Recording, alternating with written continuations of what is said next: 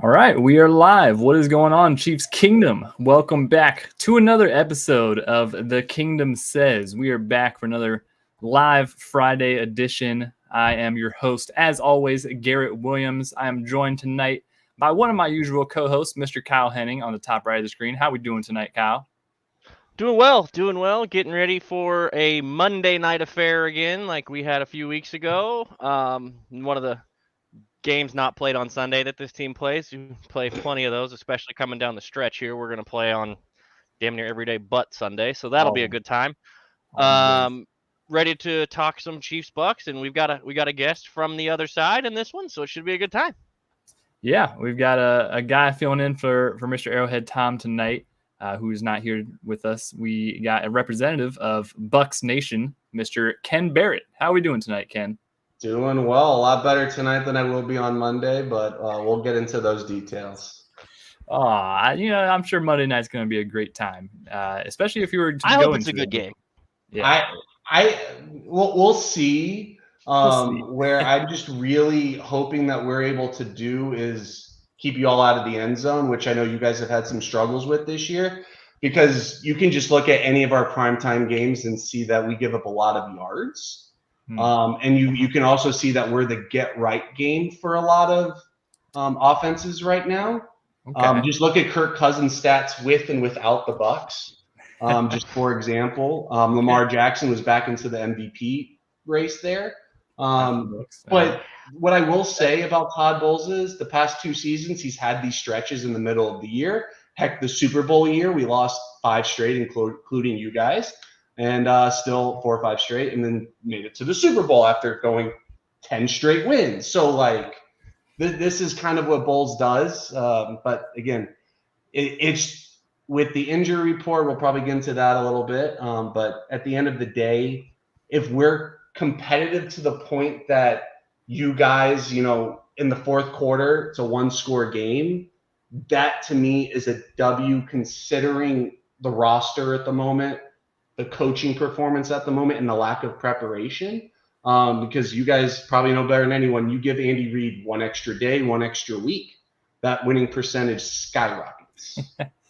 Yeah, that is the Andy Reid special right there. Another Monday Night Football versus another NFC South team. And we just had a Monday Night Football game like 3 weeks ago, which me and Kyle were in attendance for. And now it's back at Arrowhead for another one, and they got the Bucks coming to town. So should be a very interesting matchup. We'll definitely we'll break it down, and we're gonna get a lot of Ken's thoughts on the Buccaneers season so far and what to expect from them. First and foremost, the injury report's always a good place to start. It seems like a trend recently. The Chiefs have been facing very injured teams. It's kind of been theme when we played the Saints a couple weeks ago. They were heavily injured. The Raiders last week were pretty bad. That seems kind of be the trend that we end up getting these teams on some very injury heavy days. So on the Bucs side of things, they've got a lot of guys missing. Mike Evans obviously being a big one. He's gonna miss a couple of games for you guys. He went down with that hamstring injury. He's already ruled out essentially for this game. You have Levante David, who was on the injury report the past 2 days, the DNP. You have one of your guards, Ben Brendanson. Greg Gaines, your defensive tackle, DNP both days. Another defensive tackle, William Golston, limited both days. Bucky Irvin, the running back, DNP both days. Sterling Shepard has been DNP'd both days. You got any more, Garrett? Come on, bring them on. It's still going. And then get to the best one that happened today out of the clear blue. And then one new addition, Antoine Winfield Jr. popping up today. God, and that's the one that hurts the most. With a foot injury. So, I mean, geez Louise, Ken, there is a ton of very key guys on both sides of the balls who are on that injury report for you, especially with Antoine Winfield popping up today. That's not good. That's not good. I challenge you all to look at our injury report literally since week 1. And when I say week 1, I mean literally week 1. Going into the regular season, go look at that injury report whenever you have a couple minutes, Chiefs Nation. This has just been a thing. If you just have a bump or a bruise, you're going to be on the injury report with the Bucs, which is, hey, it complies with the rules. And I think especially after, Brady playing with an MCL, and no one knowing about, no Bucs fan knew about that. That was wild. So from that perspective, I think, hey, Bowles' philosophy was if you have a bump, you have a bruise, you're on it. but it's the DNPs that Garrett's laying out. I mean, Greg Gaines is Vita Vea's backup, who has come out a couple times this season, but so far he's played pretty consistently well, and then also playing a pretty good snap count. Will Golston is basically your rundown specialist on the interior of the defense. Tyke Smith would be a huge one. He's a rookie, third-round pick, really smart guy. Has come in from day one and been a real game changer. He's been in concussion protocol. So from that perspective, if he passes, great. I think he'd be a great addition, especially if Antoine were to miss. You can throw Christian Izien back there, who's kind of our do-it-all backup there on the back end. Bredesen has been up and down this year as a guard, limited. I think he's going to wind up playing. Levante hasn't played to Levante standard. I mean, if you want to throw stats with the best linebackers of the past 15 years, he is 1 or 2 or 3 in all of those stats. Forced fumbles, solo tackles, and forced fumbles. I challenge you to find anyone with more, really, at this stage of his career.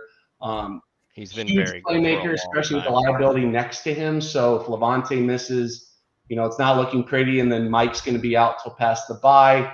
Bucky Irving has been everyone's fantasy darling. It was week 1 he's going to be the one who's going to supplant, Rachaad White, and Bucs fans were like, hold on. And then Bucky showed out, did great, but it sounds like he's going to deal with a toe injury the rest of the year. So unfortunate there. If you're a Bucky Irving fantasy owner, my advice would be bench until you see consistency. I don't love this matchup versus y'all. We were talking pre-show. Chiefs are number 2 in rushing defense in the NFL. And I think a lot of why Baltimore's number 1 is because of how much leads they've played with, which, really against us, we weren't really trying to run. We had actually pretty decent success running on Baltimore, but the score was just so out of hand that you eventually just had to abandon it. So I expect Spags to be super aggressive here. Sterling Shepard doesn't play. Your 1 and 2 are Trey Palmer, who's a deep ball specialist. You guys have good man-to-man corners, so he's got to win off the line of scrimmage. And Jalen McMillan, who's done great against man coverage, getting separation, just hasn't had the hands that we all expected him to have. He's one of those guys who came into camp and was just showing out, but is kind of, had his moments as a rookie, but hasn't shown any real consistency yet. Yeah, I mean, so I think where I want to start is with the running side of the things, because that was the thing that you guys kind of got rolling last week and even a little bit before that, and actually were running it fairly well against Baltimore until it got out of hand in a hurry with the Ravens. Yeah. But in years past, that would have been the golden ticket to play against us, and this year they've all of a sudden decided they want to and can play run defense. In Kansas City, which has been a nice change of pace for us, as it wasn't really a thing for several years. I think one of the other factors when you talk about the Ravens being 1 and the Chiefs being 2 is they don't have to defend Lamar Jackson when it counts. They only have to worry about that in training camp. We had to play him week 1, and he's basically the only guy that's run the ball against us successfully this year. If you go through each of the games, the running backs are not putting up any numbers. It was an abysmally low yards per carry and yards per attempt when even before last week, and last week's rushing attack that we faced did not help that number any. 1.6. Yeah, it not great for them. So with that said, with Bucky Irving having to deal with a toe injuries stink. If nobody's ever messed up a toe, everybody's like, oh, it's just a toe. If you ever tried to walk around your house when your big toe hurts, or you got a sprained toe or anything like that, it's awful all the time. Yeah. And I cannot imagine running on. Pat had a toe injury a couple years ago. He had to have a whole special cleat with a metal protector around it, basically. I'd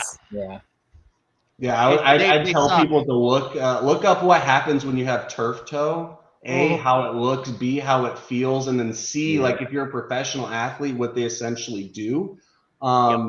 It's not fun. You're pretty limited. And Bucky Irving, for instance, is a running back that if it is not number 1, is a top at least 3 to 5 in the NFL this year of breaking tackles. He's been really good. Yeah. The Bucs offensive line is super young. Tristan Wirfs is still technically on his rookie contract with the 5th year. Everyone else is on a rookie contract except Ben Bredesen, who is basically a stopgap solution at left guard. We also brought in Sua Opeta from the Eagles, who tore his ACL in camp. So he was basically given the left guard job. He's done okay. Really rough start to the year. Has been better. Pretty much everyone on the offensive line has been better since the Saints game. Even in our losses, our offense has done pretty well. But where our offense has really found its footing and where I think our offensive coordinator, Liam Cohen, has gotten so much credit across the NFL, and he might get some head coaching looks this upcoming season from what he's been able to design from a running perspective, because he found out zone wasn't working very well. Changed to more of a gap scheme, running really take from that Saints game, the rushing offense. It's well documented how bad the Bucs have been the past several years. It has soared to levels we haven't seen as Bucs fans really since Doug Martin. And it's been a while since Doug Martin. So from really, hey, what goes on there? Okay, there's still Sean Tucker. Everyone was, he was the NFC Player of the Week that Saints game. Had like 140 yards rushing and another like 30 yards receiving and 2 touchdowns. He's an option for like an every down roll back. And right now the starter is still Rachaad White. But Rachaad White's more of a pass catcher. I mean, if you guys are paying a lot of man, we're just going to try to get a linebacker against him and try to, make your linebackers tackle in space. That's what Rachaad White's role is. Last week in the first series, he fumbles the second snap of the game.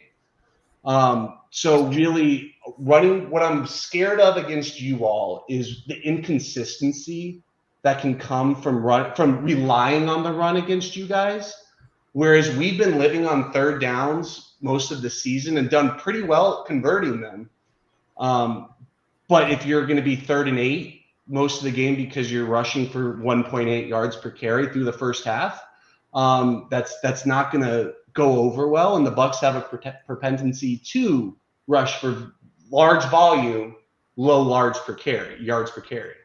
So I don't expect the Bucs to run to much success, but they're going to try to establish it. And my fear is Liam Cohen's best success has come where we've come out guns a-blazing throwing early, and that has set up the run. What happens when you can't throw? Baker is, let's say, 2 of 7 on the first 2 drives of the game. Do you then want to deviate and go toward the run? Because heaven forbid, let's say the Chiefs get a score or 2. Do you want to continue trying to establish a run, or like what do you do? That's where I think it's tricky to really project this game, and that's why I think Vegas has really moved the line. The line was at like 8.5 now. It's because they don't see, and in many ways I agree. It's not that the Bucs can't A, win this game, or B, make it close. It is what are the Bucs going to do? Because as a Bucs fan who dives into the film, knows the player's strengths and weaknesses, I mean, Baker's been turning the ball over. There's just not a line of sight to be able to say, hey, the Bucs can hang their hat on this for this game. And that's, I think, what I've noticed the most looking through this game. I went a little deeper than on this game with just the familiarity with the Bucs, with what we've seen them over the last several years. Imagine what your death dynasty would be had you had a healthy offensive line. Anybody that was available. You're telling us. Well, and also what Andy Reid, think of the turmoil that was going on in that Super Bowl with Andy Reid's son. Yep. Days prior to the game. Yeah. Mahomes, didn't he have some type of ankle or something? That was the turf toe year. That was when he had the bat, and he remember he had something lower body from running the game before. Yards trying to throw the ball. And I mean, what did he run for, like 300 yards that game? Yeah, he ran over 400 yards trying to throw sideways passes. And it was great in the first quarter. The first quarter, that was your best offense, was him moving the chains. He was hitting guys in the face with the ball, and they couldn't catch it, and all kinds of things. I mean, the sidearm throw. I mean, even the mic'd up, Bucs championship thing. They were like, "What the heck is that?" What was that? So thanks for reminding us, Ken. Thanks for reminding us. I think Well, the thing again, we broke up the Patriots run when we won in 2002, Yep. and we broke up your run by winning in 2020. So You're right. I guess that's just what we do. Is we're That's dynasty. kind of Hey, your man. thing. Yeah. Occasionally, somebody's got to interrupt and win one. So when you're talking about this offensive line Yeah. being young, Cody Mock is the starting right guard of this team, and we already mentioned Bredson is on the injury report with a banged up shoulder. That's usually not a recipe for success on the interior offensive line when Chris Jones is lining up across from you and gets Tershawn Wharton. Gotta mention Turk. Yeah, Turk is in there, but the reason I mentioned Chris first is he gets to pick his matchup, and if he gets to pick a rookie or a guy with a bad shoulder, depending on what he feels like each down is going to be what he decides to do. They also just added Joshua Uche for obvious passing down situations. Mike Dana is back this game, and that's a run stuffing / somewhat of a pass rushing defensive end who's been the starter on this team for several years. And my man Michael Plus, shout out to Real Bucks Talk, great follow for film breakdowns or things Bucks related. They love George Karlaftis. They wanted George Karlaftis. Yeah, I kid you not. They wanted him in the second round a couple years ago. He is rounding out to be a solid player. Yeah. Oh yeah. And it's crazy Chris Jones and make craziness, and he does his job. He plays with effort, and he gets rewarded. He also it is such a fun piece for us because he was a water polo player for most of his life and has played football organized for like 6 total seasons now. Yeah, so he's still getting better and better. He's continuing to develop the pass rushing bag, but he's always been good in the run game. And we talked about it with Baker turning it over. The problem I think the Bucs mostly will have in this game is what you mentioned on the game script side.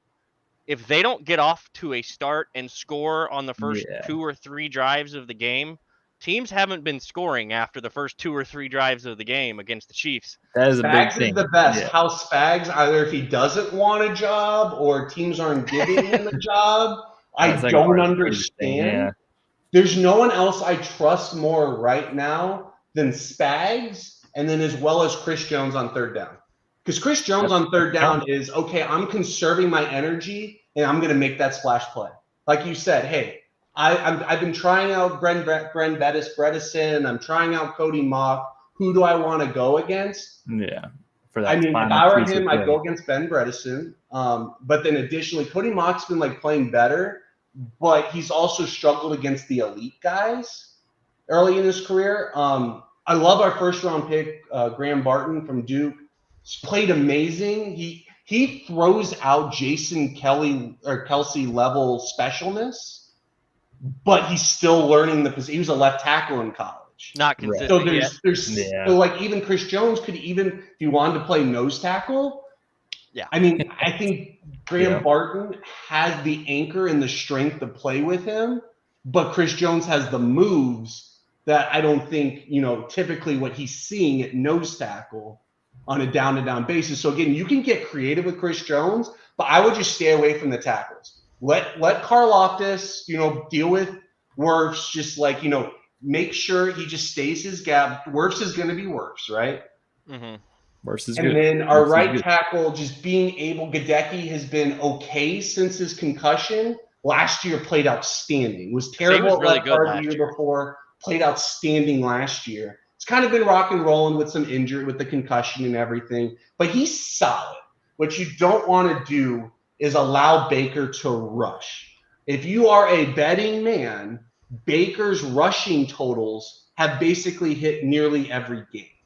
So keep that in mind. Yeah. Baker, he has seen ghost in several of these games. Go watch the Denver Broncos game.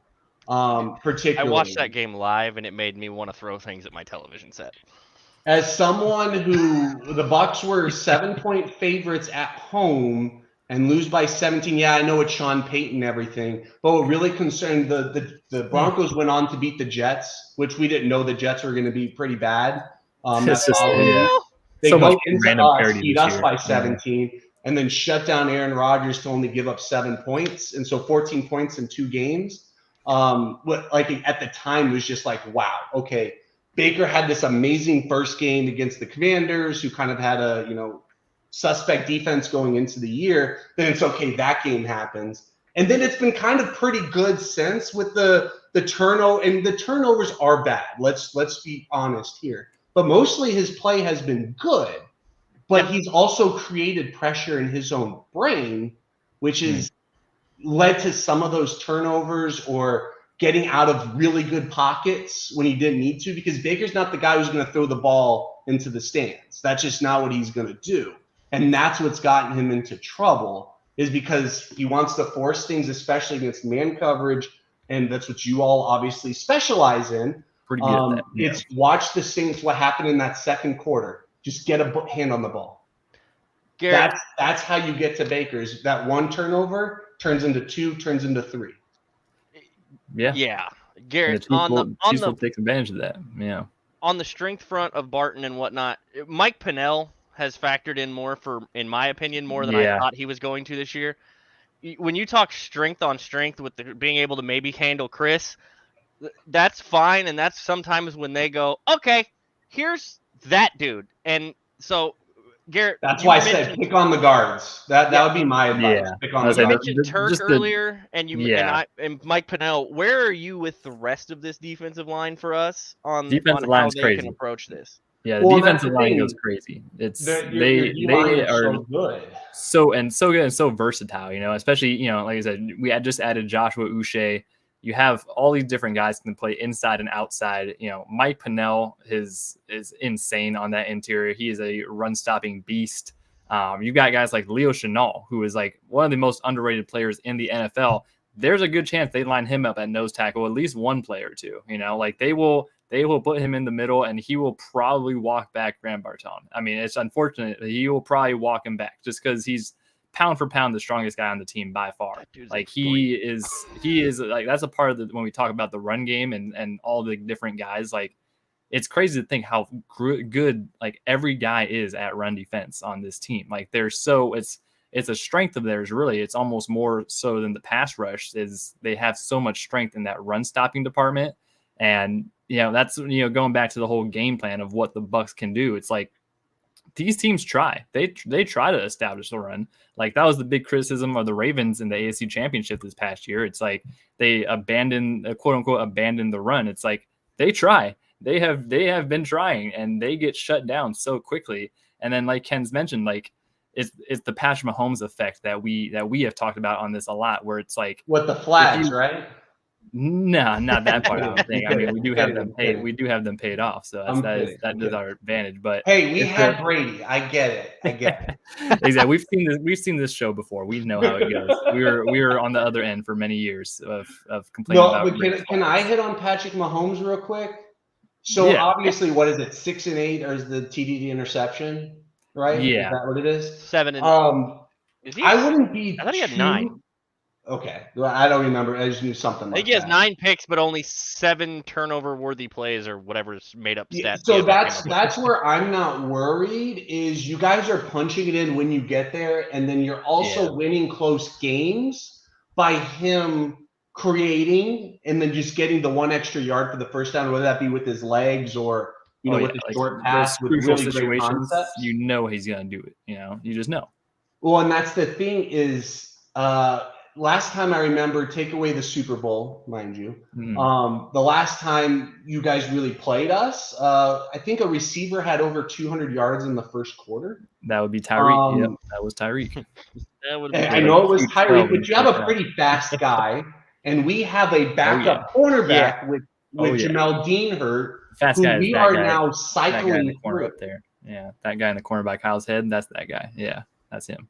We have a second cornerback that right now, he is going back and forth with the special teamer, Josh Hayes, who, if you watch Josh Hayes in the preseason struggling against Uber drivers, you will know that that's what you're going to target. Because if you look at Zion McCollum's having a Pro Bowl year.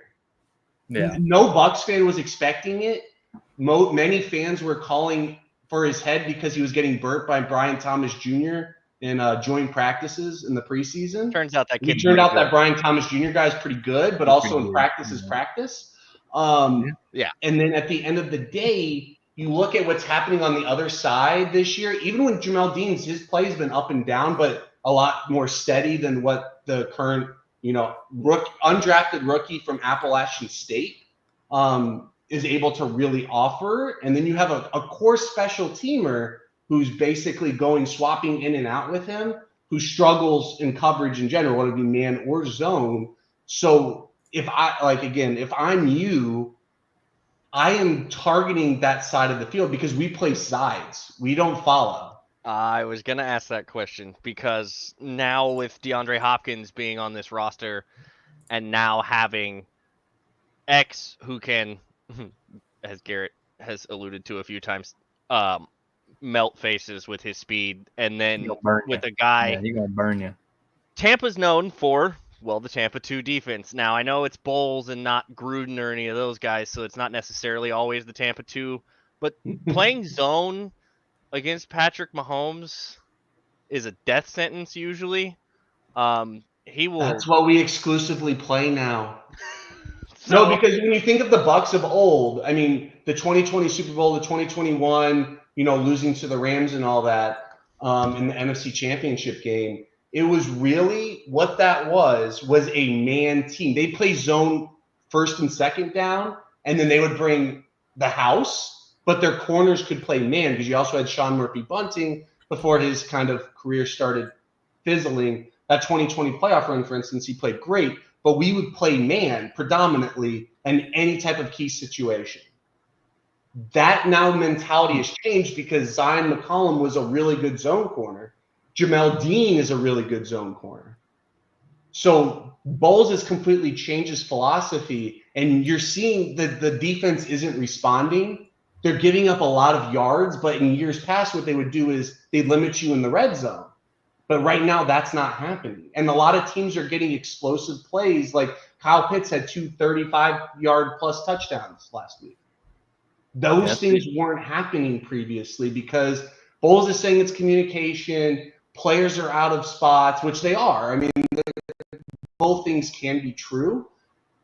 But what's happening is what's really discouraging is, like you said, Mahomes is the zone killer. We are a predominantly zone team who is not playing assignment-heavy football. That is a recipe for maybe Mahomes doesn't go for 400 yards the way Kirk Cousins did. Yeah. But if he's 19 for 22 for 250 yards and 3 touchdowns, that's a successful game against the Bucs because add one more touchdown. That's all Lamar did versus us. He didn't rush for many yards. Yeah. Yeah, especially having D-Hop there now, him and Kelsey are both like some of the best too at finding those soft zones and all that stuff. Yeah. I would just put Justin Watson, former Buck, love him, on Zion McCollum, and I would play the other 75% of the field. Well, and that's one of the concepts that Andy Reid spams a lot is the flood concepts where they absolutely overload one side of the field.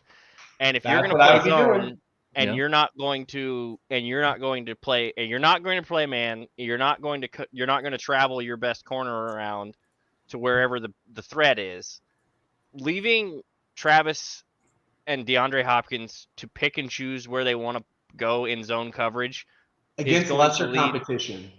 Well, and we saw the first third down of the game last week with DeAndre Hopkins he starts out in the slot, they motion him back outside, but by the time the play's over, he's still the inside receiver in the slot.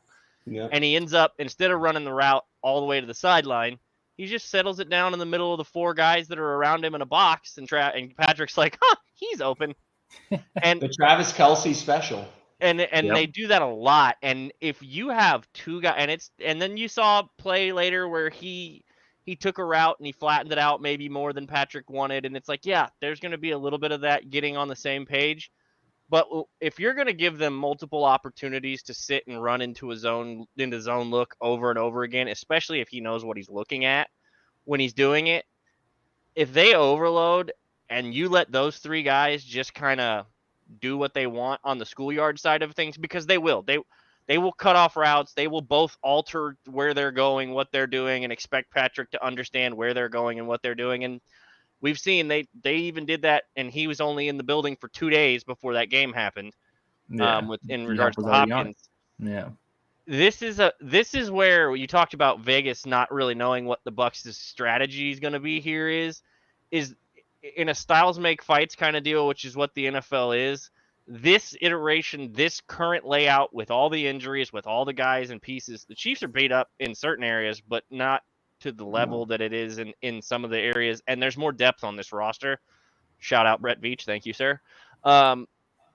They can attack some of this stuff. And you mentioned Travis Kelce.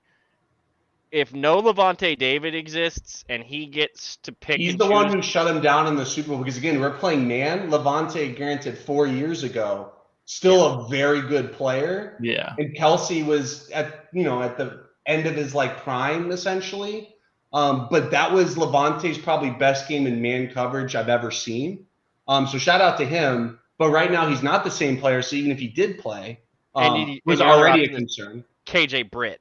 And KJ Britt is the guy you circle, the anti-Aaron Donald per se, where you just want to plan around someone. No, you plan all of your concepts to Tyreek Thunderbird and KJ Britt. Last week, the Falcons challenged Jordan Whitehead. It was Jordan Whitehead's worst game I've ever seen from him. And he was so good to us for so many years, did amazing with the Jets. This year, he's played great. Last week just had a really bad game. So, again, I circle those two names, KJ Britt, Tyreek Thunderbird. Everything goes through them. The tight ends take care of Britt. Just run whatever concepts to make Britt think. You can watch it on the film. He doesn't have the green dot Levante does, but he's obviously the mic instrumental to get everyone set up. If he doesn't even know his own job, again, from a communication standpoint and also making him decide, he's a slow guy. I mean, he's Devin White. Everyone's used to that 4.4 speed, right? That's what the Bucks have been used to. Yeah, Devin White could get lost, but his speed could help, turn a 10-yard game and prevent it from being a 30-yard game. KJ Britt's the complete opposite. You get by him. That's not good. That's how you turn a 2-yard game into a 20-yard game, because KJ Britt is not assignment sound. He's been a poor tackler. He's getting tackling stats. But again, I consider getting Bobby Wagner tackling stats versus Levante David tackling stats to be two completely separate things. Because one is you're jumping on a pile, and one is you're making a tackle in space. KJ Britt, I can't even tell you the last time he made one this season. I can tell you had a great game in Detroit last year in the playoff game.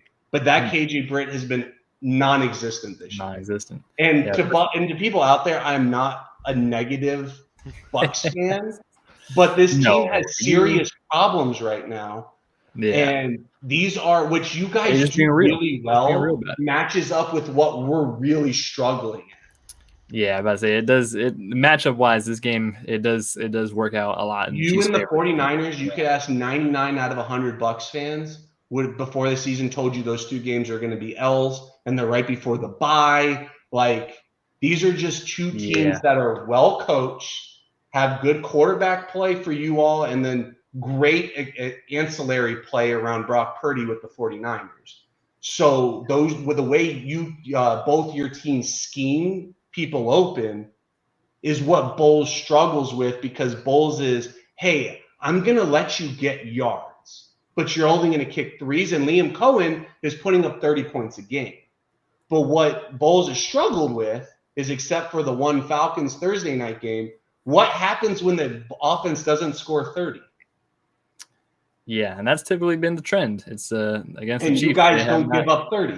Yeah, we don't do that. So Kansas City hasn't given up more than 28 points in 29 games. And ever since the Super Bowl versus the Eagles. And go look at our games, even with Dave Canales, our wins above, let's just say 25 points for offense, they're not very high. And that's, again, Canales had his own issues, and I think everyone's seeing a lot of that play out in Carolina.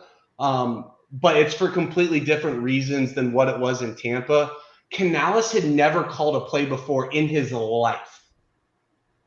Todd Bowles during training camp was doing call it period just to give him experience before preseason games. Yeah. So again, Cohen's never called a play in the NFL before this season. He was the offensive coordinator for the Rams when they won the Super Bowl. Right, and Cooper that's Kupp's Sean McVay's deal. Triple Crown year, but Sean McVay's calling the plays. Right. Yeah.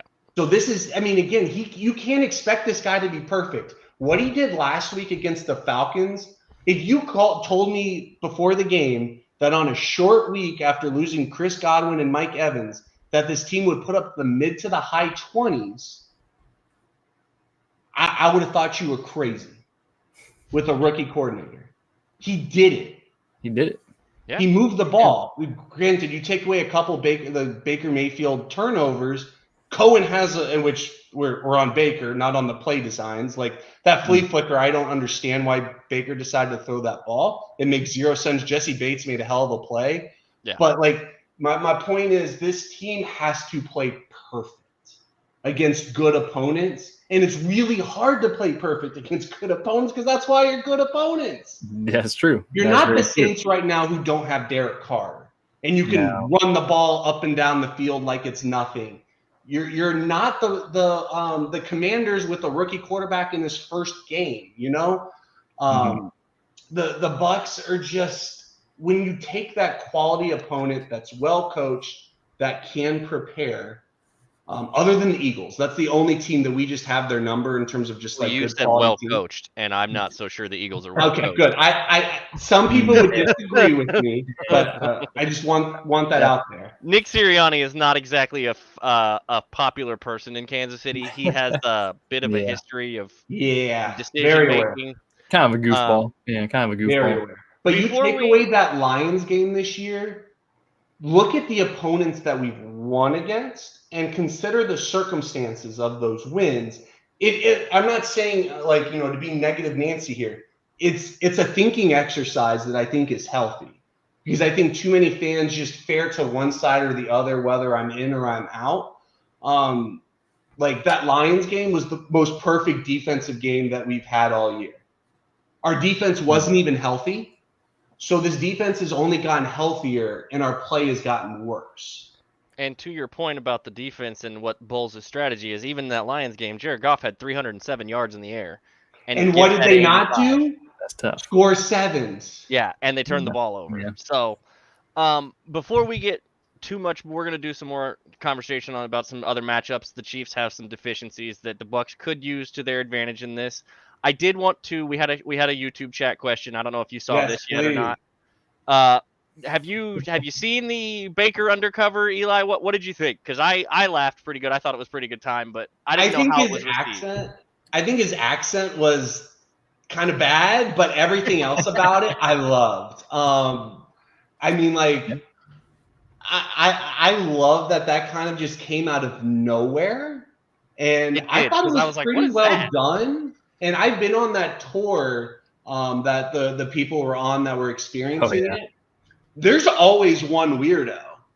So like, I mean, I've done that tour 3 different times. I used to teach at a school and, you know, we got like to do like cool things. And I was like the only male teacher. So I did all the sports stuff with like the Lightning, the Bucks and all that kind of stuff. So like I've done that tour 3 times and I can tell you all 3 times there was one weirdo. I thought he did the weirdo part great. It was so fun. And Baker like made it lighthearted. Even like the rookies, they had 3 rookies out there that were catching it. They had no idea until he threw the ball. No idea. Like I thought it was great. Apparently, that one actor is doing one. The dude from Anyone But You. He's like playing a quarterback, like undercover, whatever. And obviously, it's a big YouTube thing.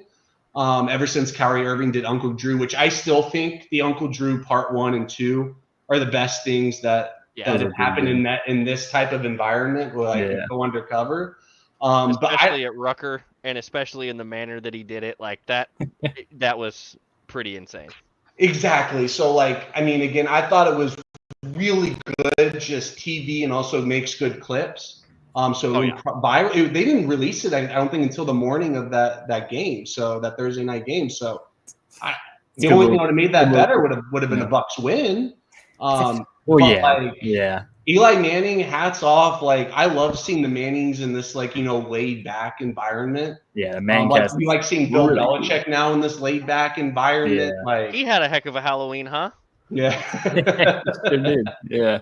He seems to be a permanent guest on the Man Cast, honestly. They just need to they've go added the him as perfect a balance. permanent. Yeah. They have Him added and him as a Saban permanent for guest. Yeah, but like he just needs to be there the whole show. You know, we don't need all these random celebrities coming on and distracting them. Like, let's just There's get some good. of it that's fine. There's Unless some it's like, people that they have on that actually do make a difference on the Manning Cast. I know we're going on a little bit of a tangent here. little side rant here. They're going to be on Monday night.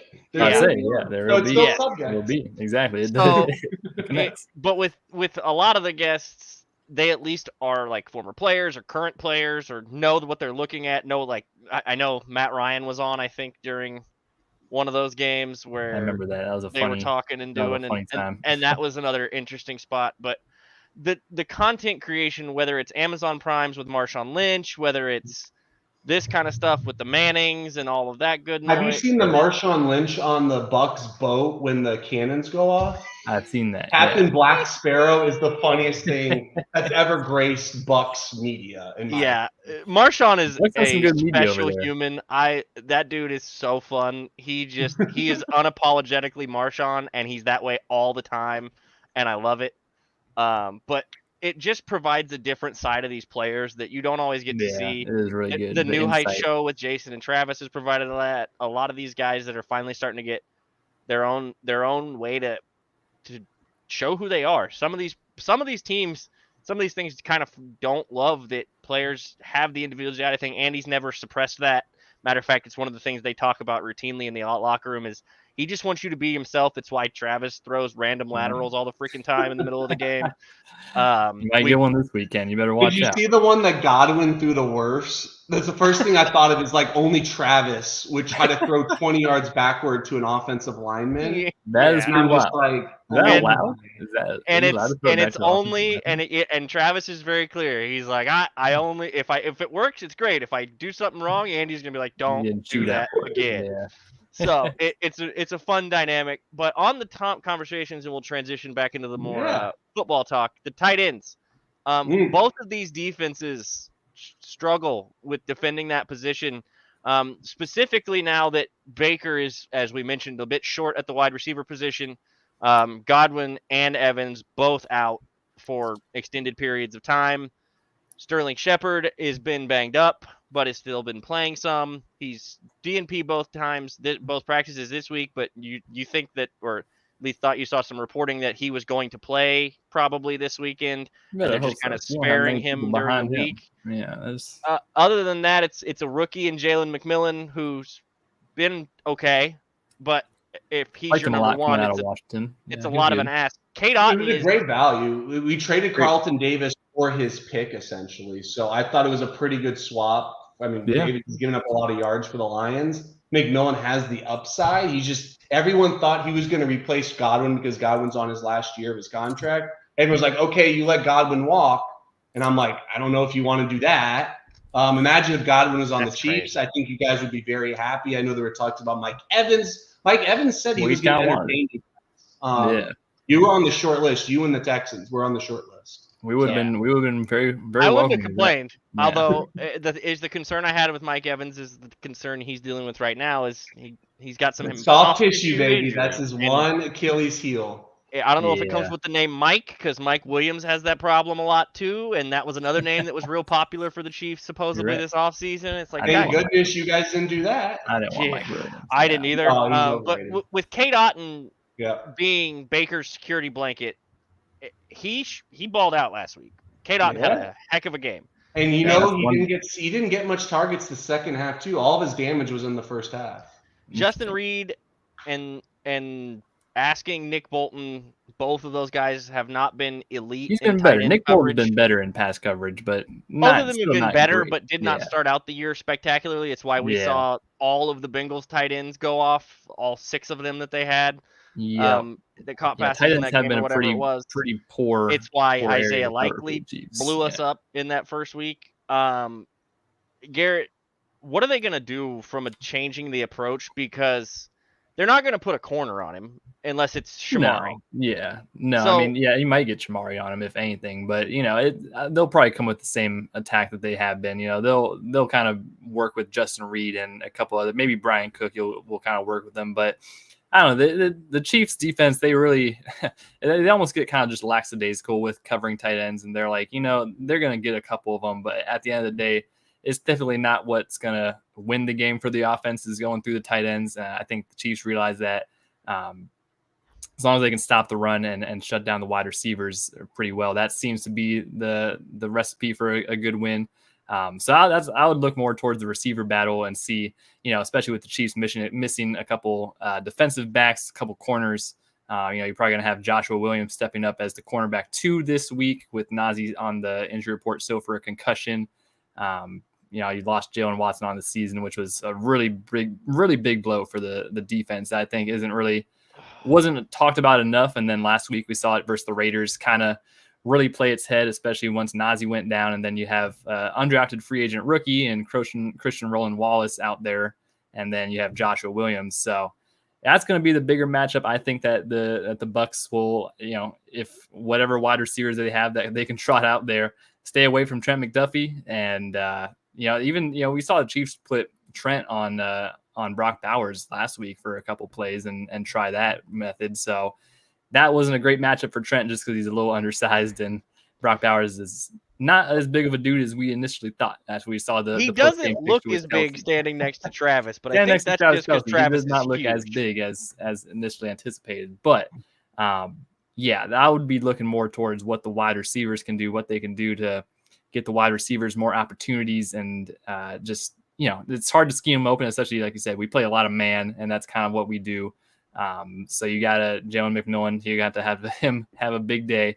But other than that, Ken, I don't know, wide receiver wise for you guys and the passing game as general. Can I say the wide receiver that no one's talking about, that if you're going to bet on, that's who I'd bet on? We need this. Yeah, we need this one. Raheem Jarrett.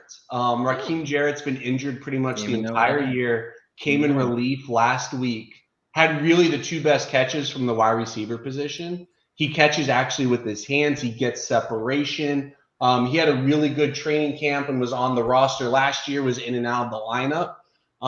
Last week, for instance, I had Jalen McMillan's, or 2 weeks ago, I had Jalen McMillan's line at like 8 yards, was what DraftKings and FanDuel was throwing at. And it worked out. He got it on 1 catch, was there and done. Raheem Jarrett, I bet you that line's going to be at or around like 12 to 15 yards. That's the guy I would target. And I honestly think he has the biggest upside, assuming Sterling Shepard is out. Raheem Jarrett has the biggest upside between Trey Palmer and Jalen McMillan.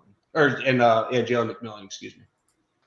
Yeah. But other than that, Cade Otton should be the most reliable target that the team has. Against other teams that more necessarily have that elite edge rusher like Aiden Hutchinson or whatever, you would see Cade Otton doing a lot of chipping, which aid into his receiving production. I think the Bucs are going to try to protect with 5, have a running back or something chip, because you can't really chip a tight end against a D tackle on the inside, where we expect Chris Jones to do most of his work against the guards. Yeah. So I think the Bucs are going to try to get 5 out. The one guy also, if you're going to sprinkle an anytime touchdown, I would throw a Payne Durham out there. Payne Durham is more of a so both Otton and Durham are both traditional Ys. And this is where, again, I think the Bucs are going to get creative in the pass game because I don't think they're going to be able to run very well. I think you're going to see a lot of 12 personnel, especially if the Bucs get inside maybe the 30 or 40 of the Chiefs' territory. Payne Durham is a red zone target. He has very strong hands. He's just not going to beat you over the middle of the field. That's not his game. He's not a Travis Kelce. He's not as maybe athletic as what Cade Otton is, but he has really strong hands. He's actually a pretty good red zone matchup nightmare for a lot of corners, safeties that are just too small, linebackers that don't have necessarily enough speed to really keep up with him. He's probably going to be like a 12 to 15 to 1. So someone to keep an eye on in the red zone. And I think Raheem Jarrett is the guy that I would bet on. If Sterling Shepard doesn't play, I think Raheem Jarrett walks out with the most receiving yards from the receiver position. Okay. Yeah. Should be interesting to see the whole Bucs game plan, what they kind of do on offense. Defensively wise, I know we've talked a lot about defense already and the Chiefs offense and whatnot. There are still a couple couple tweaks and whatnot. I didn't cover the injury report entirely for the Chiefs side. So, we mentioned Juju is going to be out once again with that hamstring injury. Jared Wiley popped up on the injury report for today with a knee injury. He was limited. We already lost Jody Fortson last week to a knee, so we're kind of dwindling in the tight end room after just a couple weeks ago rolling out 14 personnel a couple times. Now we're might just be limited to 12 this game. The Who Saints knows? were the folks that got to enjoy getting spammed with Andy going, stop They did get a lot of 14. Yeah, they did. That was pretty good. McCole Hardman's on there again with a knee. He seems to be kind of a staple on the called a veteran report. that's going to get treatment on something every day, every practice day, every week. McColl's gone from, he's the young guy who we just kind of expect to do certain things to, he's the veteran that we got back on this team that is now banged up occasionally. Like, besides D-Hop and Juju, he's the old guy. And when the year started, he was the old guy. Like he was pretty much. I don't know. Is he older than Justin Watson at this point? I don't know. It's close. I think it was the same year. That's a great question. They came in right around the same time. 26. I don't know how old J. Watt is. Nicole is 26 and Justin Watson is 28. 28. Okay. I'm telling you, I know my Bucks, guys. Yeah, you're Justin just doesn't feel like the old vet in the room, even though he technically is. And he has. Well, Justin Watson also was in 4 years of college, so I know that one. Oh, okay. Yeah, he's a little bit older. Yeah. But with that layout, with Trent, with Jared, my concern is a room that was deep a couple of weeks ago is not in the same depth level as it was. I don't love. I mean, Travis has played a bunch of snaps, and he's going to continue to play a bunch of snaps just because that's who Travis is. But you wanted them to be able to spell him with other guys, and now it's basically just him and Noah again.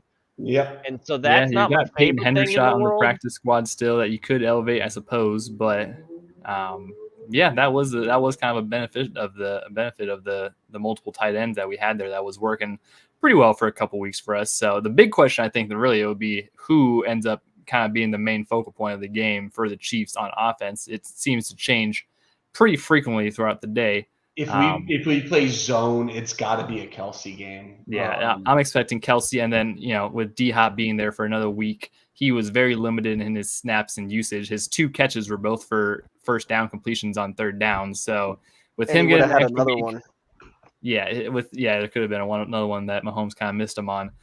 Getting another week now. Communication conversation I was talking about earlier, where they were just off a tick, where he seemed to flatten out the route, and Mahomes thought he was going to take it another yard or 2 deeper than he went, and so the balls. Exactly. So just more chemistry building between those two is just going to only be better. I mean, the chemistry already seems pretty instant between those two guys, with D-Hop being so experienced and such a savvy wide receiver like he is. Like that's the reason why you go out and trade for a guy like that, who you can literally just insert and he will pick up the offense and he will mesh well pretty immediately. So he's a different kind of vet even. He's a guy, and this has been brought up in the press conferences multiple times now. I think it was mentioned by Nagy earlier today. Andy talked about it earlier this week. He is in the door at about the same time Patrick is, and out the door about the same time Patrick is, which is to say 15 minutes after Andy Reid gets there and 15 minutes before Andy Reid leaves. But I'm pretty sure when you got traded, you probably didn't even leave the facility. He probably just camped overnight in the facility. There was a conversation about that. I believe that was mentioned. He did not go home Thursday night last week. Yeah, he just didn't even go home. He was like, I'm staying. Give me the pull-out couch. We're learning the paper. That first couple of days he was there. So, hey, we had a quarterback that played on 2 days' notice and won a Thursday night football game. So, no excuses. Plus, you guys got. D-Hop's got an extra day there. Yeah, this week. I think he'll have some usage. I think he'll be way up to speed nowadays. Yeah, I think he'll be really good. He's so excited to be in Kansas City.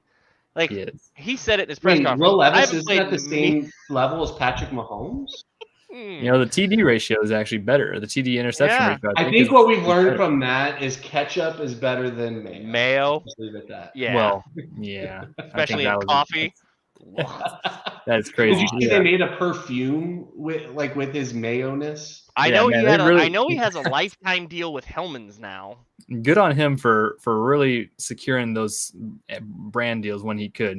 Before he went out and did any of this awful play he's had this year, he said, "Let me get all the sponsorships and endorsements I can possibly get." You mean the Scorpion, the mistake Scorpion that he pulled off, or any of the Exactly. other Yeah. 7 memes he's made Shout out himself to Will into Levis this is year? on the business side, but he probably won't be long for this league. My one thing, Xavier Worthy, obviously my guy, who has slowly been getting kind of worked in more and more. It'll be interesting to see what they do with him this week. As Ken mentioned, there's a potential for the over the top, the deep threat to be a factor this week, especially with the amount of attention that Kelsey and D-Hop are going to draw.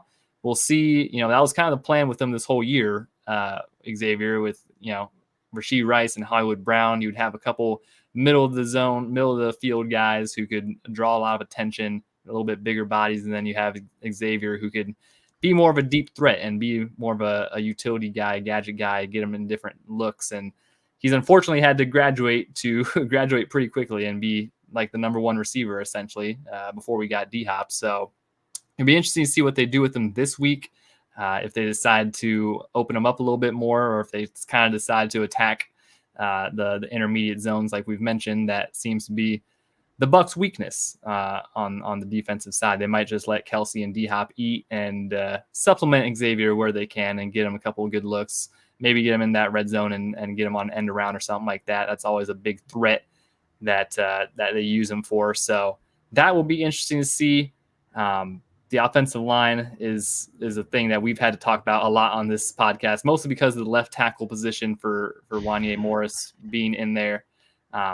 We'll see how that goes versus Bucs defense. You guys got a decent defensive line. There's nothing. Well, no, the defensive. So we don't have that one guy. We don't have Chris Jones. We don't have Aiden Hutchinson. Yeah. We don't have Myles Garrett.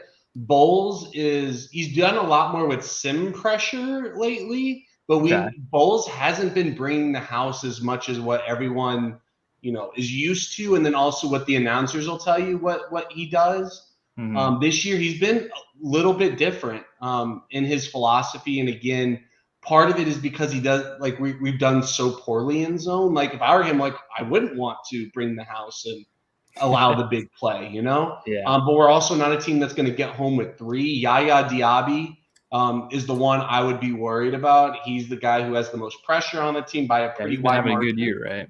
Yeah, well, he doesn't. He only has 1 or 1.5 sacks.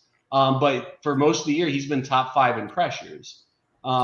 He's a guy who's the only real consistent, other than Vita Vea doesn't get single or one-on-ones. But Yaya Diaby is the only guy that's winning one-on-ones. And you guys obviously have a pretty good interior, if not the best interior in the NFL. Probably the best, yeah. So, the best. I mean, again, Kalijah Kancey has been up and down really since coming back to injury. He's the guy that everyone thought was going to take that step. Still room for him to do that. And he's the guy I'm most encouraged about in terms of getting pressure on Mahomes. Yeah. But Yaya Diaby is the guy, if you said, hey, Ken, choose someone other than Vita Vea to be a game wrecker, it's Yaya Diaby. So really, if you can, your tackles can limit Yaya, I expect it to be, Mahomes to have a pretty red jersey at the end of the game. Not as much green in it. Yaya is the guy I would worry about. How's Joe Tryon doing? I haven't followed him too closely. He had a great start to the year. Yeah. But he's a guy who's been like last year, he did pretty well in the pressure department, just couldn't finish. This year, he did really well at the start of the year in terms of applying pressure. Literally been a ghost. Bowles drops him a lot in coverage, so there's some potential snaps to get. Bowles drops Vita Vea in coverage, so that dang 3-4 defense. Man, Chiefs fans are familiar with things. Yeah, that was a Bob Sutton special. Yeah, that was a Bob Sutton special, just dropping Justin Houston into coverage instead of rushing him. It's like, bro, what are we doing? See, that's what I mean. From Bowles, it's just right now the best he's done is when you think it's going to be a sim pressure or he's going to bring in the house, but he brings 5, and it's the 5 you don't expect. Mm-hmm. That's when he's been at his best this year. But again, you give me the choice of Andy Reid and your interior, especially your interior offensive line to protect Mahomes. I'm going to take that.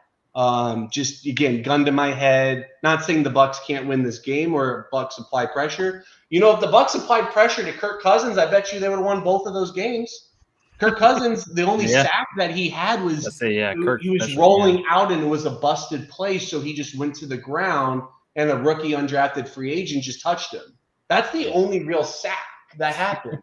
The Bucs just haven't applied pressure to teams. I mean, Bo Nix, all you have to do is do the Sean McVay, Mike Shanahan, Sean Payton game plan of just getting people running deep down the field or a bunch of crossers across the middle, and someone's going to make a mistake on the Bucs. That's essentially what has transpired this year. So, like, if you look at the my friend Josh Capo does a lot of work with John Ledyard. I know you both are mentioned like being very familiar with John's work. Yeah, so Josh Capo is on. He has he does a Substack, and Josh Capo is like the Bucs guest each week that goes over all the analytics with John. And if you look at the NFL is trending to get the ball out of the quarterback's hands quicker. If you look at all of the Bucs opponents this year, the top 2 games that they've had in terms of getting the ball out of their hands all came against the Bucs for the season. That makes it tough when you're not generating much of a pass rush because they're not getting the time to generate that pass rush.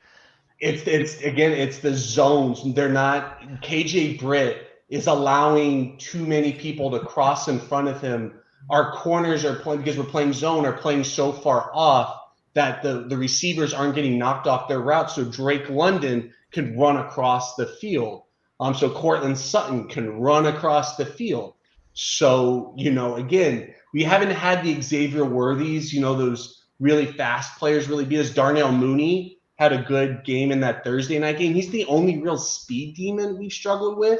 But with the Eagles, A.J. Brown and Devontae Smith didn't play. Chris Olave got knocked out on the first drive on a concussion. And Rashid Shaheed also got injured that game. So, it's not like we've had all of these, Zay Flowers had an okay game, but they didn't really need him. We didn't give up a lot to a lot of the top tier receivers in this league, but they also haven't really needed it. Ray McLeod was getting a lot of work with the Falcons. Ray McLeod was a punt returner only for his entire career. He's from Tampa, so I know the kid. Punt returner his entire career, not a receiver, and he did damage against us. We're 34. I know you're worried about your receiver depth right now. All I'm saying is stay away from Antoine Winfield if he's healthy, and Zion McCollum, and then Levante David. You have 3 other guys to really choose from right now. Jordan Whitehead, he's been up and down. He's had some really elite games. He's also coming off his worst game. But KJ Britt, Tyreek Thunderbird, I would 80% of my throws of the game are going to go there, and I guarantee you Patrick Mahomes would have about 80 to 90% completion percentage just targeting those 2 players. Number 52 and number 24. Those are those 2 numbers. So you gotta look out for those guys. Garrett gave you his one thing. My thing is the red zone in this game. Yeah. Both sides of the ball. You mentioned the Bucs going down to 12 personnel, and when they get down there to try to take advantage of some of that. That is the perfect thing for the Chiefs to test out their new toy. I think you're going to see some 5-man fronts if they do go to that route. There's a real possibility that in the red zone, you get a 5-man front that includes Chris Jones, George Karlaftis, Tershawn Wharton, Mike Dana, and Josh Uche. And I'm only not worried about Tristan Wirfs. The only guy I'm not worried about. And that gives you 5 one-on-ones unless they plan on keeping Otten or Payne in to help with some of those situations. Now, that's a guess by me, by the way, is them going to a little bit more 12 because Cohen is from the Sean McVay tree. We are 11 personnel ride or die, right? But what happens when you don't have Cooper Kupp and Puka Nacua, right? You saw a different game plan from Sean McVay. Right. That's kind of where I'm leaning here is if Sterling Shepard doesn't play, I just don't see as much 11 personnel. And I think you could run the 5-man front even against 11 personnel in the red zone because it allows you to not have to blitz necessarily unless you're using Uche as a linebacker in that scenario, and then he's still a fifth man just standing Well, up. waiting to come honestly, on the I'd be corner. 5-man fronts on first down because Liam Cohen is kind of hard-headed and will try to force a run on first down. That's again, when he is We've had schemed the up Andy to Reid. pass. I'm going to run the ball regardless of whether I should or not. Well, that's usually what happens with defensive head coaches. Dave Canales was terrible at doing that last year. He would run on first and second down just because. He would have a really great drive, 5 plays, 75 yards, touchdown, right? Time to run. Run.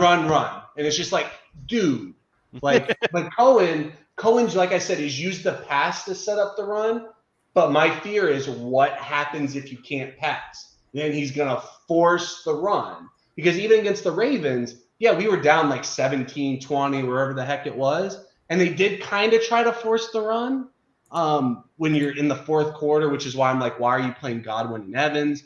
That's a story for a different day. But like at the end, like what I'm trying to get at is Cohen wants to be 11 personnel. He wants to pass. Well, if you don't have your weapons and you only have 3 or 4 healthy receivers in general that aren't Mike Evans or Chris Godwin, what do you do? And my argument would be to, okay, when you have the field space, still play 11 personnel. But when that field shrinks, I want Baker on the move. I want, extra max protection, throw it away, kick your 3, right? Because the Chiefs aren't putting up 30 points a game. So if the Bucks, and the problem is, take away the Lions game, the Bucks are giving up about 16 points as their lowest other than the Lions game. And the highs obviously can be pretty high into the 30s and 40s. So you have that room for error. But if the Chiefs, like you said, aren't executing in the red zone, try to be creative, max protect, roll Baker out. Like you saw against the Lions, they ran a QB draw after Baker rushed for a first down, right? And Baker's is crazy enough to do that shit against the Chiefs on Monday Night Football. I'll tell you that. He could get hurt doing stuff like that, but Baker's going to try it. Baker's kind of crazy. Baker's like a gamer. Yeah. Baker's not afraid of that. And I love that about him. Baker's I thought he was the perfect, because when you're in, I'm a baseball guy at heart. A lot of people don't know that about me. Grew up from Florida playing baseball my whole life. When a pitcher's throwing a no-hitter, what do you want? You want the rookie who's this, cocky, doesn't give a shit about the moment, not overthinking, right? To come up to the plate. Well, who do you want to come after Baker? Get up on it, yeah. Or after Brady? You want a guy like Baker who honestly needed the humbling, but at the end of the day is still a cocky son of a gun, right? Oh, yeah. Like, again, he's learned his lesson. I think he has matured so much. And I think Jameis Winston, again, we had his roller coaster and everything, and he had the Uber driver incident and all this stuff in college. Like, is he or is he not, like, cocky, or is this, personality that he has in Cleveland right now, is that authentic? Baker's been authentic since day one. Ever since he's been in the room. I didn't like him, honestly, with Oklahoma and the Browns. That's my own personal taste, though. But he turned my eyes around. Really didn't play great football last year until the last quarter of the season. Everyone talked about the Packers game, but really the Jaguars, who are playing for their season in the division, literally just played his best game of the year. He had a perfect passer rating and with the Packers. Other than the interception in the Lions game, I still think he did pretty well. And this year got to a really good start, other than the Broncos game. But it's the last month, it's just been the turnovers. Yeah, and the turnovers are going to come when we talked about it, the loss of the weaponry. Like I said, to finish the red zone conversation from the other side of the ball, the offense focus for me, attack what you can attack. And to your point about who we've talked about a bunch already on this defense, use Travis, use DeAndre on the same side of the field, make them make choices, make them determine who they're going to double, make them have to make a decision, and then whichever one they choose to leave one-on-one, throw it to that guy. That's my thing for this team in the red zone. They still need to run the ball some. They still need to be able to pound it down the throat with Kareem if they need to for those 3 and 4 yards. But pick your poison and then make them die by the poison they pick. Look at the best offenses against bowls. not even the Falcons being the best offense, but obviously their success this year. Look at all the 49ers games with Shanahan. Look at all the Rams games with McVay. I bet you can't even find a game where Jared Goff had less than 250, 300 yards. He had 500 yards twice against us, just FYI, in the past couple of years. Brock Purdy threw like 5 touchdowns and like 300 yards in the 49ers stadium a couple of years ago. Levi, thank you. A lot of those offenses just abandon the run. Those are the teams that are the most successful against the Bucs. So when you're in the red zone, I wouldn't. He's gonna have fun. Kareem Hunt, unless it's 2nd and 1, I wouldn't even think about it, because that's what the best offenses do against us. Yeah, okay. The Lions only scored 7 that one game at home in week 2. That's an anomaly compared to the rest of the statistical analysis that says how to beat Bulls. You don't want to be stubborn like the Eagles and their bad coaching. They are bad. You want to be more along the lines of Ben Johnson. And we talk about these are the best offenses in the NFL, right? Reed, Johnson, Shanahan, McVay. All 4 of those guys do not even attempt to run on the Bucs. Which is funny because Shanahan loves to run the football, and if he's going to abandon it to beat you, that's usually a bad sign. Telling sign. I mean, obviously a couple years ago that reared its head when Tyreek had 200 yards in the first quarter or first half. Yeah. So Ken, what's your thing here, either for the Bucs or for what you're watching most in this game for you? What I'm watching before we get to the score predictions is can the defense keep you under 20? Because I know you guys have struggled to score. Yeah. I have faith against most teams, the Bucs getting 30. Spags, I think you just want to take 10 points away from that. I think that's a good barometer. If the offense can get into the 20s, and if the defense can keep you guys out of the 20s, is the best opportunity that I see for a win. I think 8.5 might be a little too rich for my blood, only because you guys don't go for the kill shot. You guys are going to bleed the clock. We know that. So we don't. I'd say stay away from betting anything other than Chiefs money line and like parlays. But 8.5 is a lot of points in the NFL. Yeah. And it's a lot of points for a team that struggles to score this year, and then a team that wants to just get the first downs, move the clock, and get out, right? So I would fade that. I think the Chiefs are going to win. So that's obviously on the table. But by how much? Unless if Baker has 2 turnovers, you guys are going to probably get the spread. Like, I'm just going to put that out there. Baker plays a clean game. The offense gets like 17 to 21 points. I think it's going to be a close one within 1 score, where Baker's kind of what happened versus the Falcons. Baker's going to have a drive, or Mahomes is going to get the chance to kill the clock. So that's my prediction, is a 1-score game. But it's going to feel like the Chiefs are probably going to like as Chiefs fans, you'd be like, oh, we should be up 20 right now, but we're not. The Vegas game last week, where it should have been almost 30-point game, that's and it was Todd 7 by the end of it. To a T, is how can we make it feel like we're not winning the game, but have a chance at the end? Yeah. He did it with Brady. He's doing it with Baker. So my prediction is 1-score game, but there is the opportunity for a blowout if it's a bad Baker game. If it's a good Baker game, I think it's going to be closer to maybe a 4-point spread game, where it's, do you need a touchdown to go? That's fair. That's very fair. That's a fair prediction to give. Yeah. Again, I'm tough but fair on my team. Other than Todd Bowles' in-game decision makings and playing Chris Godwin after losing Mike Evans in a blowout, I'm pretty fair in terms of my Todd Bowles analysis. It's the Chris Godwin thing that set me off the edge. You won't find a bigger Chris Godwin fan than me. I talked so many fans this year. What was that? My fantasy team agrees with you about that decision making. I was not happy. And it wasn't going to make your fantasy game even better by him just getting that 10-yard reception at the end. Not right? at all. No. Did not care one bit about and that. And if you wanted to play the fourth quarter, just knee out the game with Kyle Trask or Baker. Like, you know what I mean? Run it with, Sean Tucker. Like, just run out the rest of the clock. Maybe, like, potentially, yeah. If you want to say, hey, we kept the starters in, but, like, it was over. You know what I mean? Don't throw him near Roquan Smith, who is known for being – No comment. We play the Saints. The Saints are known for their antics. We saw what happened, what they did with the quarterback this past weekend. Yeah.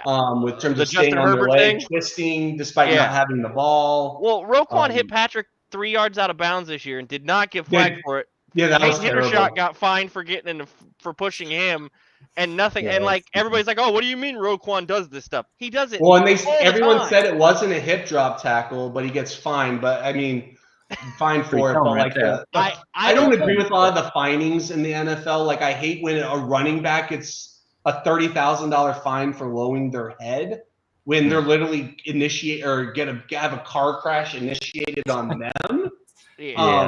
A lot of the finding is just stealing money from players, but that's a rabbit hole we're not going to go down. Yeah. But yeah, no. At the end of the day, I think it's going to feel like a Chiefs should be blowing this out, but the Bucks are a team that just lies in the weeds. You make one, like the Falcons. You have one drive where you have like 5 penalties, and then all of a sudden we're back in the game. Momentum's changed. Yeah, momentum's changed. It should be interesting.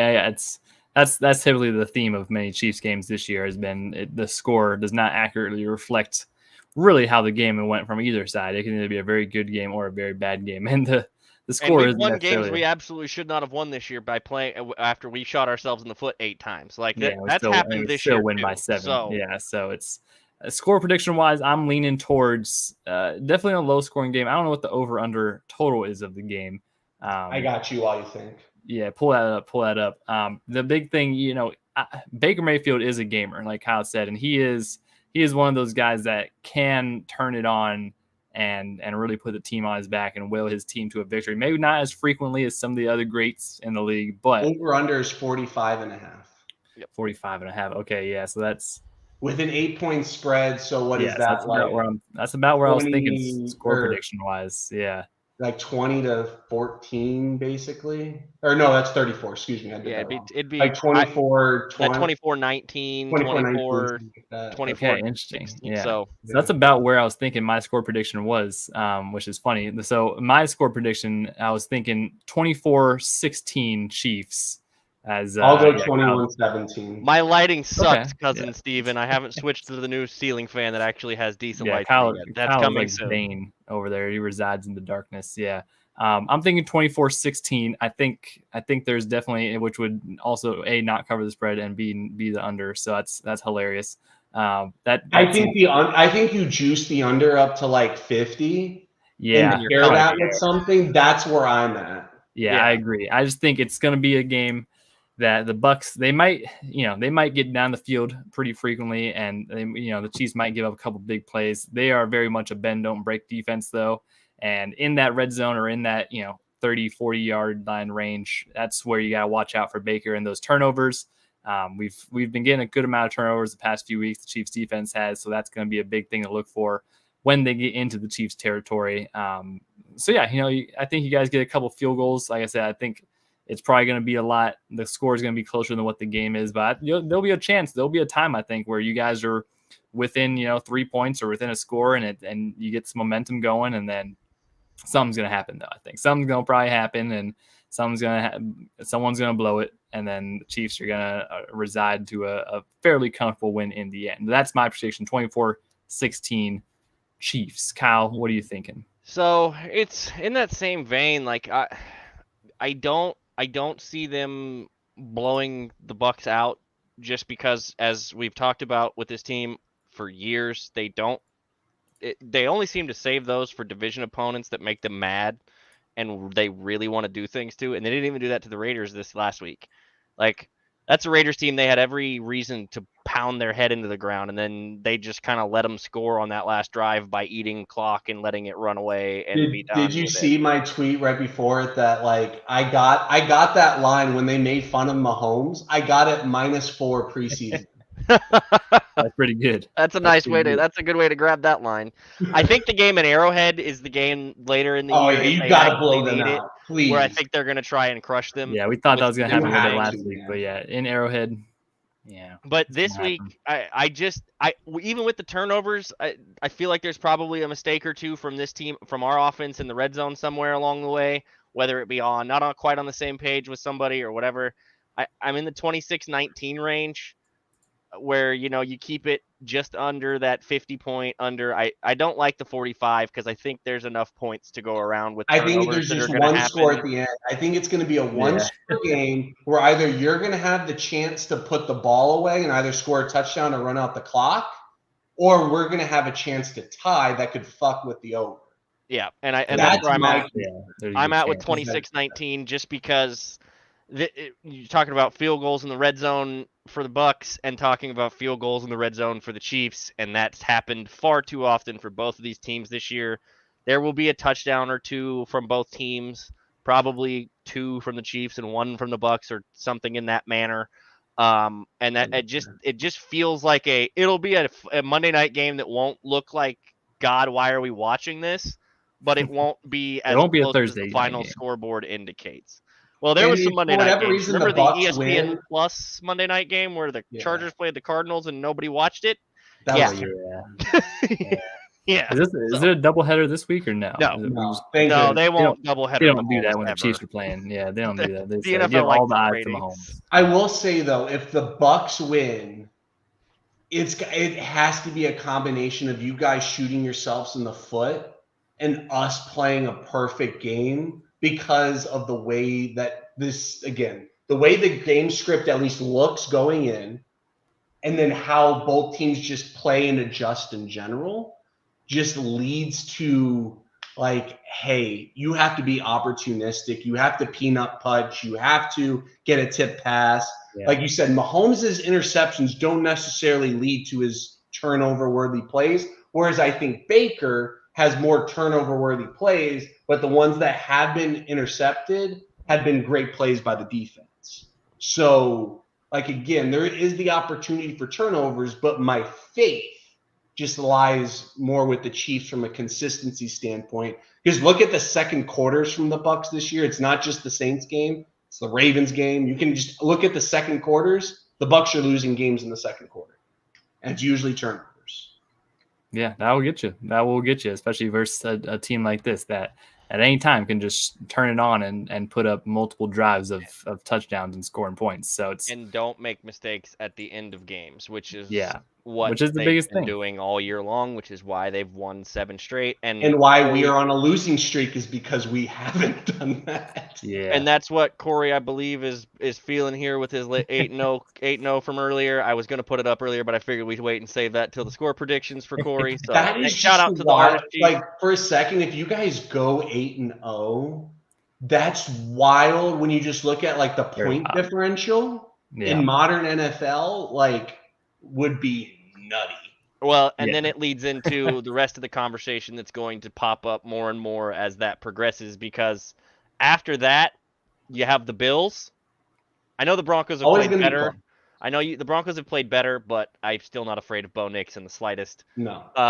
You have the Bills and the Steelers on Christmas, and that's about it for as far as the games you're afraid Russell Wilson, man? Like, what Russell Wilson are we getting? That's the thing. I don't know. With Tomlin, you're never gonna know. He's perfect for Pittsburgh because they run the ball a lot. And also, T.J. Watt against your tackles is like the only matchup, and Highsmith as well. Like, is the only like Chiefs nightmare scenario is having 2 good edge rushers. 4 days rest. Yeah. Those 2 guys being fully healthy and them still not having the left tackle have figured it out. Whether it's Wanye, whether it's Kingsley. Is it better with or without Donovan Smith? Let's start there. Without, I think this year. Yeah. Last year I wouldn't have said that. He played okay. He played well enough last year. He played okay. To submit having him there, because when Wanye did come in, he had some times last year where it was like, oh my God, what is happening? As long as Donovan Smith isn't getting penalized, He fine. is like the equilibrium of like what you want between a good and a bad offensive lineman. Yeah, but when he gets those penalties, they're in bunches and they're always on key plays. And I think Yeah, that's he is why like they went ahead and the true average of the left tackle position. Yeah, exactly, Garrett. He is league average if league average was a person as far as left tackle play is concerned. But I think that's why they were okay with leaving him on the sidelines and not on the roster. They have enough at left tackle. They have to help the left tackle in those scenarios, which is what we've not seen at points in time throughout the start of the season, especially when Kingsley was in there. I beat that drum to death. People are probably tired of hearing me talking about it, but so from that aspect, that Pittsburgh game is the scariest one for me because of those two guys. That's it for me. I think you guys are looking at, I mean, if the Ravens are going to continue to just lose to like bad teams out of nowhere, like the Browns and the Raiders, like if you can get to 13, which I think looks realistic, if you go 8-0, I don't know how you don't get to 13 bearing injury or, something crazy. The only game the is AFC is that race to 13. I think if you get 13, you got the 1 seed. You guys know how you do with Mahomes at home in the playoffs. So and I don't know what they're going to do if they lock up that 1 seed at Thanksgiving, because Andy doesn't like resting guys, especially for that long. Like he plays his players in the preseason. Yeah. And that's a prime example. But you can limit their snap count. See, that's what I would do. Like in the offense, you can keep it vanilla. Carson Wentz for a month or what? Like I'll say that I'll put this out there right now just to put it on record. I do not want the Chiefs to have a perfect season. I want don't either. I don't want to have. I mean, let's be real. Yeah. It's not going to happen. Yeah, it's not going to happen. Right, and I don't want to hope for it to happen. I don't. 17th game too. That's different than what the Patriots. I just don't want them talking about it for 6 weeks until. Luckily, we kind of avoided it because I feel like it's just so unlikely and improbable in today's NFL. That what a good problem to have. That if you lose one game, it's a sigh of relief.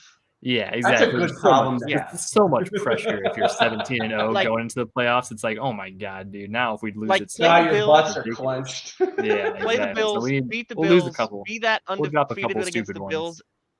and then leave your starters on the bench for Carolina, and maybe you lose to the Panthers with your backups in, and get rid of the undefeated season and be happy. Like that would be ideal for me. Yeah, I'm sorry. I'd be fine with the Panthers roster. I know. I wishful thinking, but I don't even know if we can. I don't know if we can try to. For the I live in Panthers land. I can tell you everything you need to know about the Panthers, and I'm also the guy who defended Dave Canales. The problem is you paired him with a guy who's not a GM, who just gave Canales a job because they were buddies and had an office together in Seattle. Dan Morgan was a good player. Good player. Good player. I feel so bad for Brad Tillis. Was kind of just hanging out in the front office. Gets, the worst owner in the NFL who's like kind of desperate. And then Canales, the problem with Canales is he wasn't around anyone else to really have a coaching tree. So the reason why the Bucs offense looks better this year is honestly, Canales took all the bad coaches that were probably going to be let go. Harold Goodwin, who's our run game coordinator, was the lead as to why our run game sucked the past 2 years or 3 years.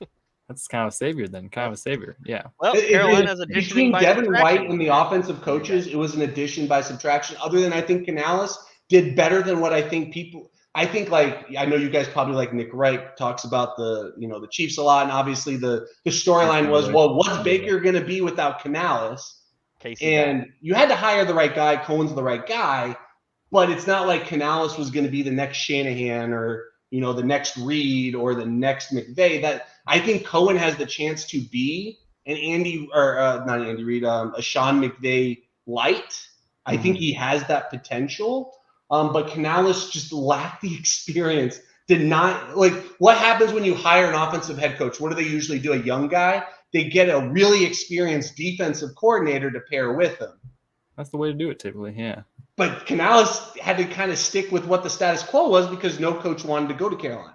Well, that's in part because, as you mentioned, David Tepper is a psychopath. So we lost. Bro, I can't tell you one person that has one thing to say in the state of North Carolina about him. Not one.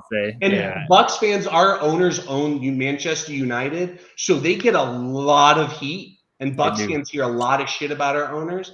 Nothing compared to what Tepper faces in Carolina.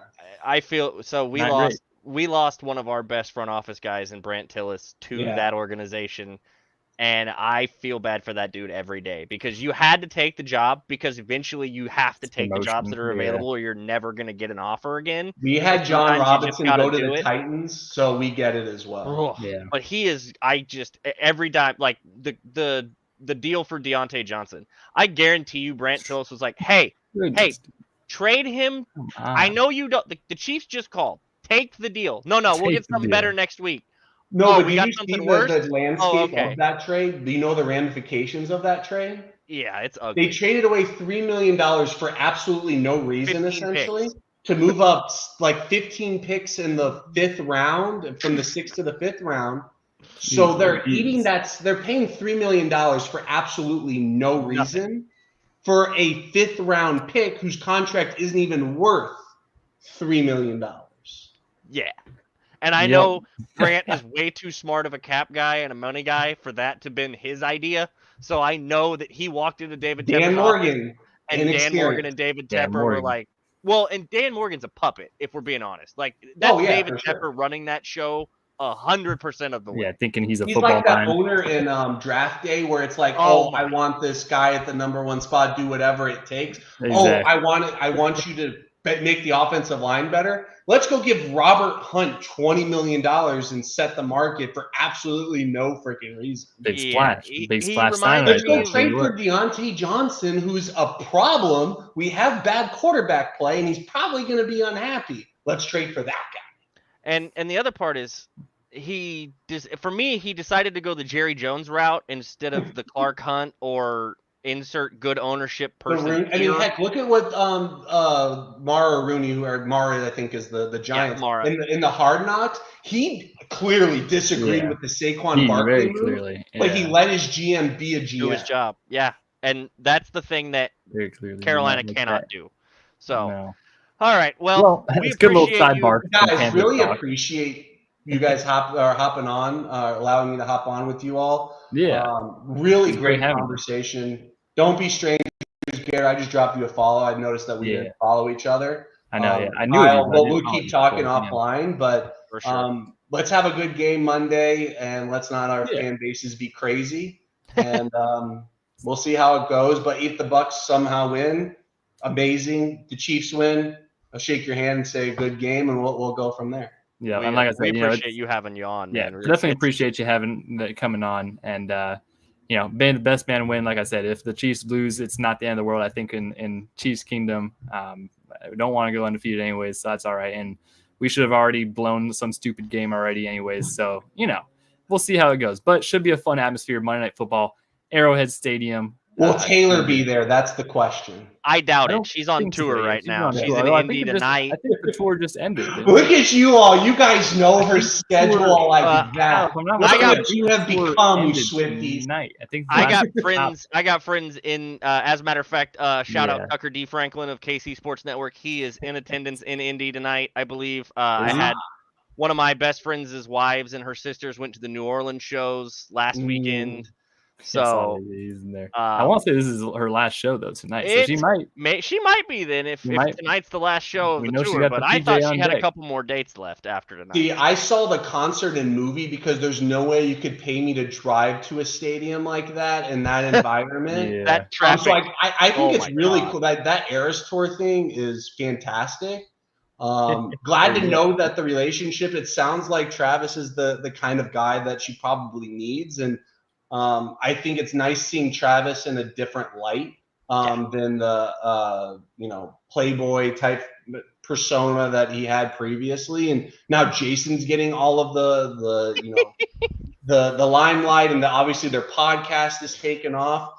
Kylie talking junk to him after his dating advice that he was giving out on the Wondery episode that dropped today. The bonus episode, if you guys haven't seen it, apparently the boys opened up a relationship advice hotline for the Wondery episodes, which is hilarious. I just love how one has a dating reality show about himself, and the other one met his wife on Tinder.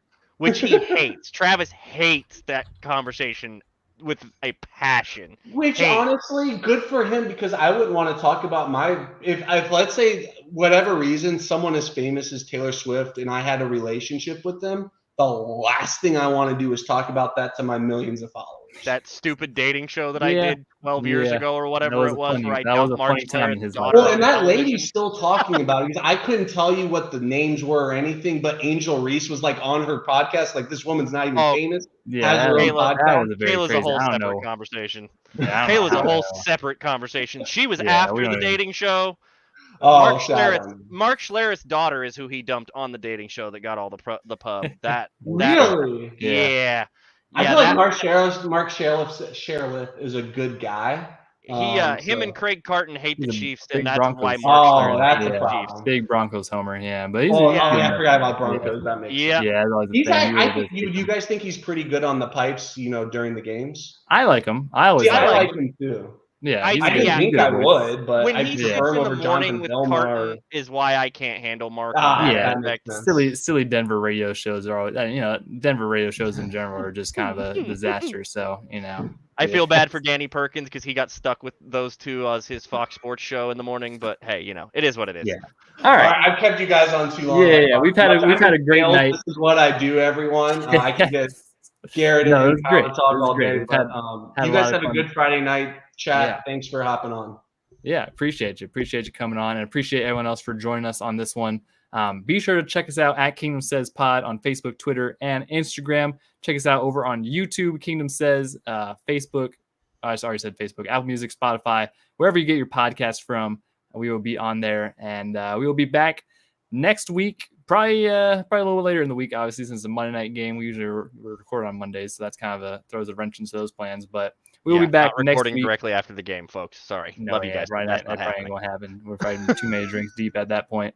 But yeah, appreciate you all tuning in tonight. We'll be back next week for some more fun Chiefs content and everything else under the book. Maybe we'll have another trade happen. That seems to be past 2 weeks we've had a Chiefs trade, so who knows? We might have another one this week. It keeps being talked about, and Steve Spagnuolo may or may not have hinted at more defensive names on accident during his press conference today. So Bruce Arians dropped Tom Brady's name in a press conference at the Combine before the 2020 season. So coaches know what's going on. Sometimes that filter is turned off. That's just classic coaches and classic NFL. So appreciate you all once again. Thank you for watching, and we will see you guys on the next episode of the Kingdom.